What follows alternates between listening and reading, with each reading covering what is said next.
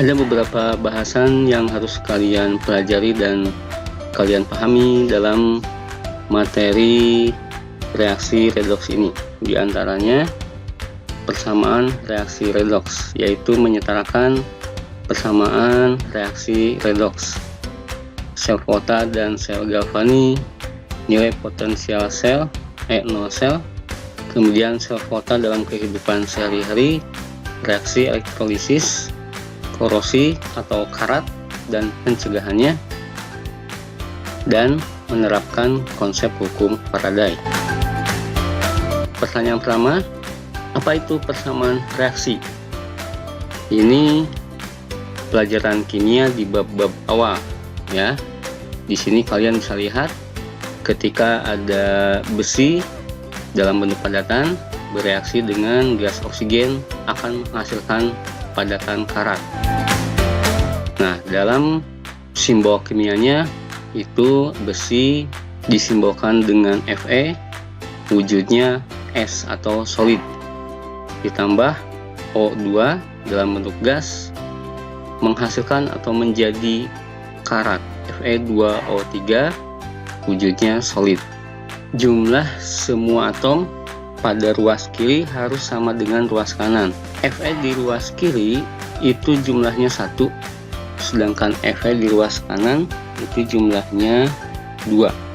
Kemudian oksigen di ruas kiri ada 2, di ruas kanan ada 3, sehingga kita harus menyetarakannya dengan menambahkan angka yang kita kenal dengan bilangan koefisien. Di depan Fe kita tambahkan angka 4, di depan oksigen 3, dan di depan Fe2O3 atau karat kita tambahkan angka 2, sehingga jumlah Fe di ruas kiri itu sama dengan jumlah Fe di ruas kanan, yaitu 4. Begitu juga dengan oksigen, di ruas kiri ada 6, di ruas kanan ada 6. Bagaimana dengan reaksi reduksi oksidasi atau reaksi redoks? Pengertiannya adalah reaksi kimia yang menyebabkan adanya perubahan bilangan oksidasi pada suatu unsur maupun molekul. Jadi, ciri khasnya adalah adanya perubahan biloks atau bilangan oksidasi. Silakan diingat kembali pelajaran kelas 10 tentang bilangan oksidasi. Selain ditandai oleh perubahan biloks, reaksi ini juga ditandai dengan penambahan atau pengurangan atom oksigen. Reaksi redoks tentu saja terjadi akibat adanya reaksi reduksi dan oksidasi. Kita lihat satu persatu. Yang pertama, reaksi reduksi ya. Ini kalau ditinjau dari bilangan oksidasi, reaksi reduksi merupakan reaksi di mana terjadi adanya penurunan bilangan oksidasi. Contohnya larutan tembaga yang mengendap menjadi endapan tembaga. Di video sebelumnya sudah dipaparkan tentang bagaimana menghitung bilangan oksidasi. Khusus untuk ion, maka biloksnya sesuai dengan muatan. Di sini Cu2+, muatannya 2+, sehingga biloks Cu adalah plus 2. Di sini plus 2. Cu dalam bentuk endapan ini termasuk atom netral, sehingga biloksnya adalah 0. Dari plus 2 ke 0, maka dia mengalami penurunan. Berikutnya reaksi oksidasi. Kebalikannya dengan reaksi reduksi, di mana dalam reaksi ini terjadi adanya kenaikan bilangan oksidasi.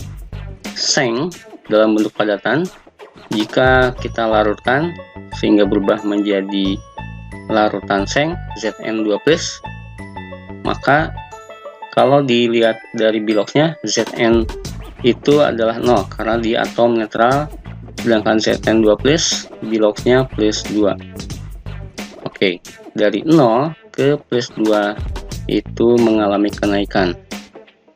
Kita masuk ke menyetarakan reaksi redoks. Cara pertama, bilangan oksidasi. Misalnya ada reaksi MnO4 bereaksi dengan ion bromin Br- menjadi Mn2+ dan Br2. Langkah pertama, kita samakan jumlah unsur yang mengalami perubahan bilox, sehingga kita tambahkan bilangan koefisien dari BR min menjadi 2. Yang kedua, menentukan bilox. Seperti yang sudah kalian pelajari di video sebelumnya, untuk menentukan bilox, maka kita harus tahu bilox untuk atom-atom tertentu.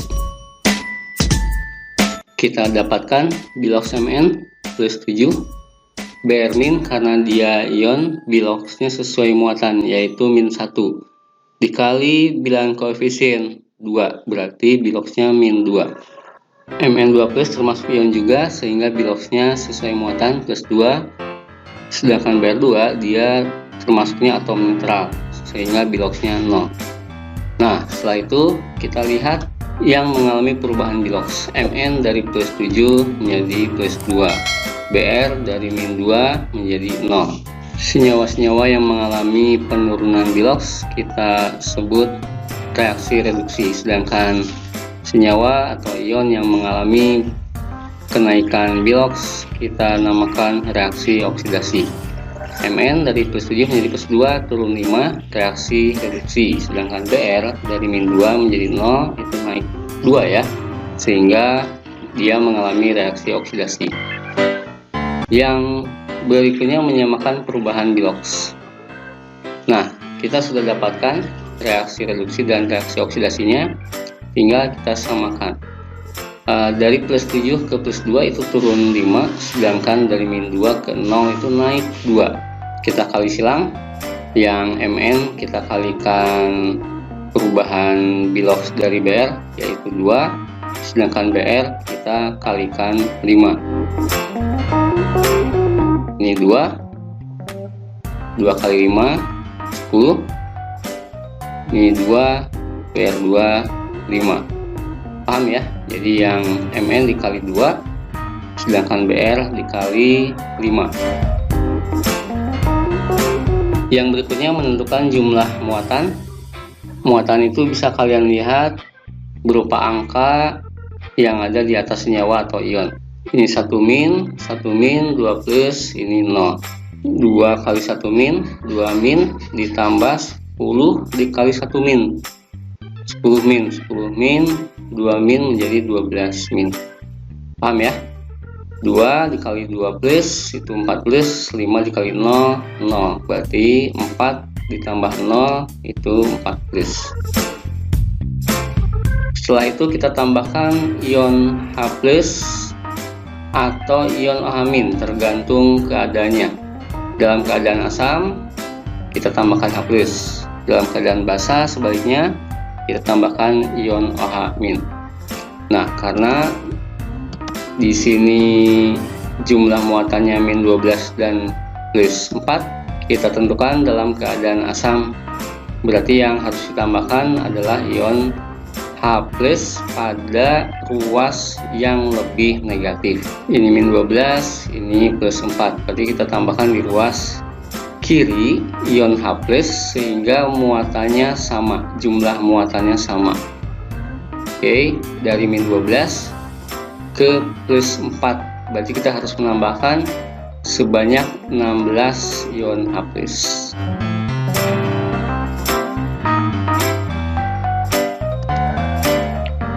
Langkah ke-6, karena tadi dalam keadaan asam terus kita tambahkan ion H plus, maka otomatis jumlah H plusnya akan berbeda di ruas kiri dan ruas kanan.